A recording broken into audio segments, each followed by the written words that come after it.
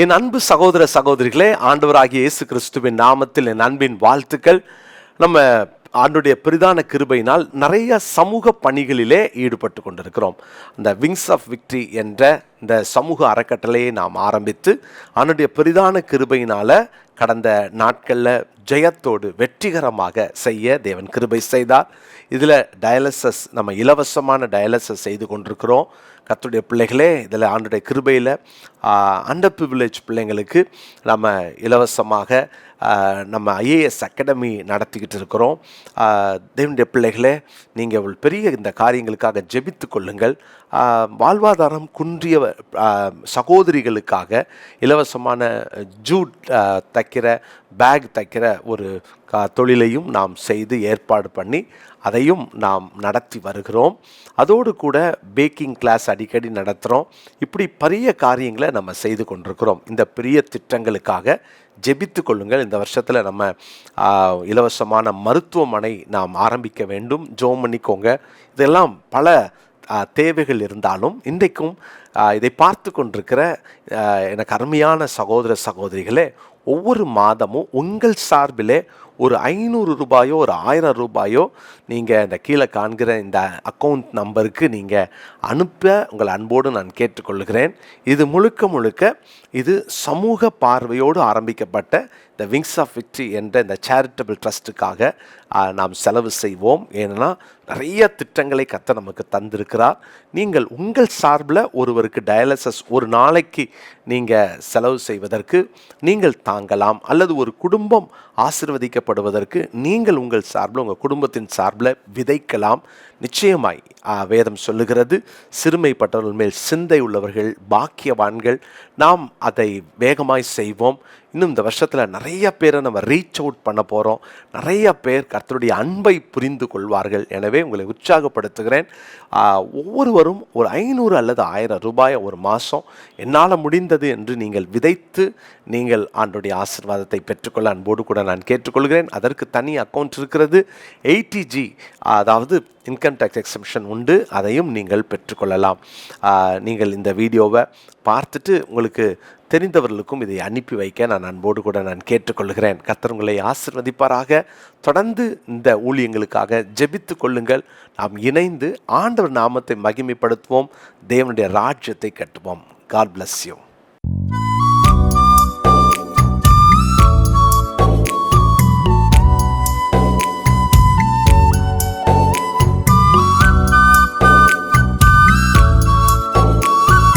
என் அன்பு சகோதர சகோதரிகளே, ஆண்டவராகிய இயேசு கிறிஸ்துவின் நாமத்தில் என் அன்பின் வாழ்த்துக்கள்.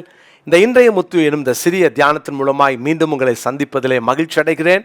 ஆண்டவர் உங்கள் ஒவ்வொருவரையும் ஆசீர்வதிப்பாராக, நன்மையினால் முடிசூட்டுவாராக. பிரியமானவர்களே, சங்கீதம் 65:11 வருஷத்தை உம்முடைய நன்மையால் முடிசூட்டுகிறீர், உமது பாதைகள் நெய்யாய் பொழிகிறது. இந்த வருஷம் முழுவதும் அவர் அவருடைய நன்மையை நமக்கு வைத்திருக்கிறார். நம்ம சுதந்திரித்து கொள்ளணும்னா என்ன செய்வது? கர்த்தருக்கு கொடுங்கள் என்று நான் நேற்று தினத்தில் எங்களோடு சொன்னேன். நல்ல ஆண்டவருக்கு கொடுக்க கற்றுக்கொள்ளுங்க. தேவன் யாருக்கும் கடனாளி அல்ல.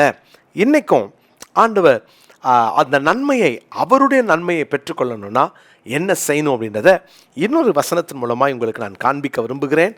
யோபுவின் புஸ்தகம் 22ஆம் அதிகாரம் 21ஆம் வசனத்தை நான் படிக்கிறேன். யோபு 22ஆம் அதிகாரத்தின் 21வது வசனம். நீர் அவரோடே பழகி சமாதானமாயிரும், அதனால் உமக்கு நன்மை வரும். இங்கே யோபுடைய சிநேகிதன் யோபுவை பார்த்து சொல்லுகிறார், உமக்கு நன்மை வரணுமா, அவரோடு பழகி அவரோடு சமாதானமாயிரும். அதாவது அவருக்கும் நமக்கும் ஒரு நெருக்கம் வந்தால் நமக்கு நன்மைகளை அவர் தருவார். தேவனுக்கும் ஒரு மனிதனுக்கும் இடைப்பட்ட வாழ்க்கையில் அந்த ஒரு பிரிவோ அல்லது ஒரு சமாதான குறைவோ இருக்குமானால் நிச்சயமாக நம்முடைய வாழ்க்கையில் நம்மளால் அந்த நன்மையை பெற்றுக்கொள்ள முடியாது. நன்மையை பெற்றுக்கொள்வதற்கு பாருங்கள், சிலர் காணிக்கையை கொடுத்து அவர்கிட்ட நன்மையை பெற்றுக்கொள்ளலான்னு நினைக்கிறாங்க. இது ஒரு பெரிய மிக முக்கியமான சப்ஜெக்ட் இது. அதனால் கவனமாக எல்லாவற்றையும் கை கொள்ளுங்க. தேவனுக்கு கீழ்ப்படுகிற விஷயத்தில் நான் எப்படி இருக்கிறேன், கர்த்தருக்கு கொடுக்கிற விஷயத்தில் நான் எப்படி இருக்கிறேன், நான் தேவனை ஸ்தோத்தரிக்கிறதுல எப்படி இருக்கேன், இப்படி ஒவ்வொரு காரியத்திலையும் நீங்கள் கவனம் செலுத்துங்க. அதில் இன்னொரு விஷயத்தை இன்றைக்கி நம்ம கற்றுக்கொள்ள போகிறோம். நாம் தேவனோடு பழக போகிறோம், சமாதானமாக இருக்க போகிறோம்.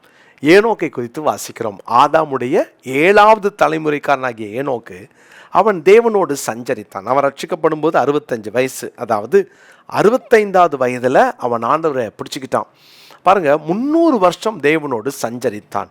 சந்நியாசியா போல வேதம் சொல்லுகிறது அவன் குமாரரையும் குமாரத்திகளையும் பெற்று அவன் தேவனோடு சஞ்சரித்து கொண்டிருந்தான்.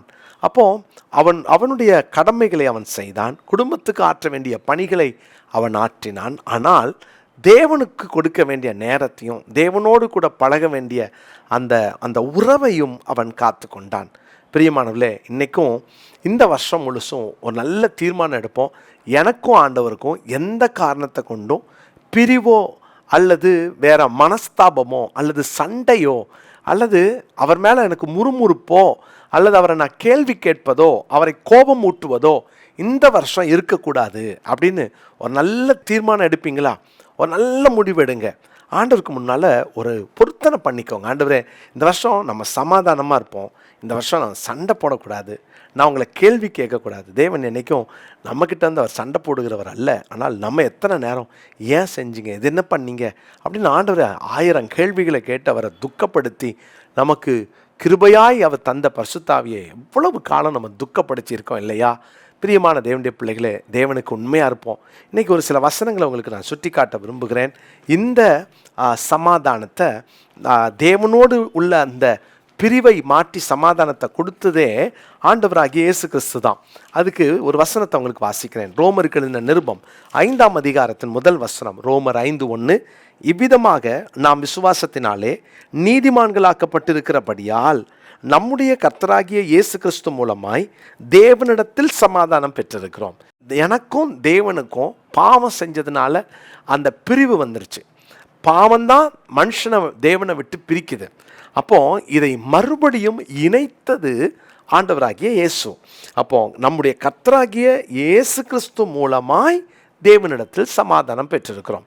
அப்போ நான் தேவனுடைய கையை திரும்ப பிடிச்சதுக்கு, கையை விட்டுட்டேன், அந்த கையை திரும்ப பிடிச்சதுக்கு காரணம் எனக்காக அவர் ஒரே பேரான குமாரனை அனுப்பினார். ஏன் தெரியுமா? நீ கோச்சிட்டு போயிட்டல, இனி என்கிட்ட வராதன்னு சொல்லி தூக்கி போடுவதற்கு அல்ல, என்னை வெளியே அனுப்புவதற்கு அல்ல. என்னை விட்டு போனவனை திரும்ப அவன் எனக்கு வேணும். அதனால் நான் ஒரே பேரான குமாரனை அவர் அனுப்பினாராம். உண்மையே நான் அனுப்புகிறேன்னு சொல்லி அங்கே அவர் அனுப்பினார். குமாரனும் புஸ்தக சூழலில் என்னை குறித்து எழுதப்பட்டிருக்கிறதே, நான் போகிறேன்னு சொல்லிட்டு புறப்பட்டு வருகிறார். எவ்வளோ பெரிய அன்பு பார்த்தீங்களா? பிரியமானவர்களே, நீங்கள் தேவனை விட்டு பிரிவது அவருக்கு சித்தம் இல்லை. திரும்ப வாங்க, அவர் கையை பிடிச்சிக்கோங்க, அவருடைய கரத்தை உறுதியாக பிடிச்சிக்கோங்க. இன்னொரு வசனத்தை வாசிக்கிறேன். ரோமர் 15ஆம் அதிகாரத்தில் 33வது வசனம். ரோமர் 15ஆம் அதிகாரம் 33வது வசனம். சமாதானத்தின் தேவன் உங்கள் அனைவரோடும் கூட இருப்பாராக. இதுதான் இயேசு வந்து ஒப்புரவாக்கி, அந்த தேவன், சமாதானத்தின் தேவன் என்னோடு கூட அவர் இருக்க விரும்புகிறார். என்கிட்ட வந்துட்டார், எனக்குள்ளே வந்துட்டார். அப்போ இயேசு கிறிஸ்து மூலமாய் பெற்ற அந்த தேவ சமாதானம், அந்த சமாதானத்தின் தேவன் என்னை அவர் ஏற்றுக்கொண்டார். என்னை அங்கே அவர் தம்முடையவனாய் மாற்றிவிட்டார். இப்போ என் கூட இருக்கிறார். இன்னைக்கு உங்கள் கூட இருக்கிறாரா? உங்கள் கூட நடக்கிறாரா? நீங்கள் ஆஃபீஸ் போகும்போது தனியாக போகாதீங்க. ஒருவேளை உங்கள் வெளியில் ஸ்கூலுக்கோ காலேஜுக்கோ போகும்போது தனியாக போகாதீங்க. எங்கே போனாலும் அவரை கூட்டிகிட்டு போங்க. அவர் கூப்பிட்டு போங்க. வாங்க, சமாதானத்தின் தேவனை நான் விட்டுட்டு போக விரும்பலை, என் கூட வாங்கன்னு கூப்பிட்டு போங்க. உங்கள் காரில், உங்கள் பைக்கில், நீங்கள் எந்த மோட் ஆஃப் டிரான்ஸ்போர்ட்டை யூஸ் பண்ணாலும் அவரை விட்டுட்டு தனியாக போகாதீங்க. உங்கள் கூடவே இருக்க விரும்புகிறார். அதனால தான் அப்போஸ்தலனாகிய பவுல் சொல்லுகிறார், 2 கொரிந்தியர் 5:19 அவர் சொல்கிறாரு, இந்த ஒப்புரவாக்குதலின் உபதேசத்தை கர்த்தர் எனக்கு தந்தார்னு. அதனால தான் ஒப்புரவாக்குதலின் உபதேசம்னு சொல்கிறார். 2 கொரிந்தியர் 5:18 ஒப்புரவாக்குதலின் ஊழியத்தை எனக்கு தந்தார்ன்றார். இன்றைக்கி நம்ம ஆண்டவர் எவ்வளோ அன்பு வச்சுருந்தா நம்ம உடைஞ்ச உறவை இயேசு மூலமாக புதுப்பித்து அந்த கிருபையை நமக்கு தந்தார். எப்போ சமாதானத்தின் தேவனோடு நம்ம அவரோட பழகி சமாதானமாக இருக்கிறோமோ அப்போ நம்முடைய பாதையெல்லாம் நெய்யாய் பொழியும். நம்முடைய வாழ்க்கையில் அவருடைய நன்மையினால் நம்மை முடிசூட்டுவார். ரோமர் 5ஆம் அதிகாரம் முதல் வசனத்தை இந்த நாளுக்குரிய மனப்பாட வசனமாய் குறித்து கொள்ளுங்கள். தேவனோடு பழகி சமாதானமாக இருங்க, நன்மை உண்டாகும். ஜெபம் பண்ணலாமா? நல்ல தகப்பனே, நாங்கள் அடிக்கடி உங்களை விட்டு வெகு தூரம் போயிடுறோம், உங்களை மறந்துடுறோம், உங்களுக்கும் ஆண்டவரே எங்களுக்கும் இருக்கிற அந்த உறவு விரிசலாயிருது. எங்களை மன்னிச்சிருங்க. நாங்கள் உம்மோடு நெருங்கி பழக, நெருங்கி வாழ எங்களை ஒப்பு கொடுக்குறோம், அர்ப்பணிக்கிறோம். தொடர்ந்து ஆண்டவரே உங்களுடைய கிருபையின் கரங்களில் எங்களை அர்ப்பணித்து ஜெபிக்கிறோம். இயேசுவின் மூலமாக ஜெபிக்கிறோம் நல்ல பிதாவே, ஆமென்.